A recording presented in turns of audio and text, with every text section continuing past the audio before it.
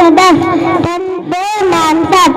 ನಾನು 2ನೇ ತರಗತಿಯಲ್ಲಿ ಓದುತ್ತಿದ್ದೇವೆ. ವೇದಿಕೆ ಮೇಲೆ ಕುರಿತ ಅಧ್ಯಕ್ಷರೇ, ನೀವುಗಳೇ ಮತ್ತು ನನ್ನ ಸ್ನೇಹಿತರಿಗೆ ಗಣರಾಜ್ಯೋತ್ಸವದ ಶುಭಾಶಯಗಳು. ಇಂದು ನಾವೆಲ್ಲರೂ ನಮ್ಮ ರಾಷ್ಟ್ರದ 74ನೇ ಗಣರಾಜ್ಯೋತ್ಸವವನ್ನು ಆಚರಿಸುತ್ತಿದ್ದೇವೆ.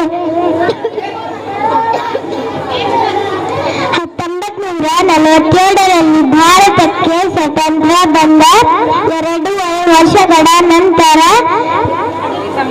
ಸಂವಿಧಾನವು ರಚನೆ ಆಯಿತು.